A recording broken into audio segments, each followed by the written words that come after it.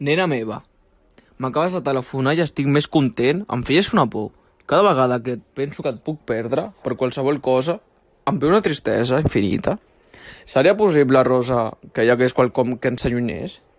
Dic això perquè aquests darrers dies, en els replecs dels seus pressentiments, et sento una mica absent, com si no pensessis tant en mi, com si tinguessis menys ganes de veure'm, o sobretot, com si hagués alguna cosa que em volguessis ocultar.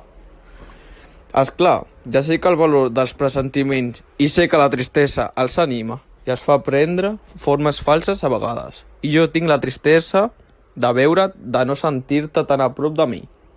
Si demà no et puc tenir unes quantes hores amb mi, si no et puc besar, si no et puc repetir-te que t'estimo i repetir-t'ho a tu, em tornaré definitivament ximple.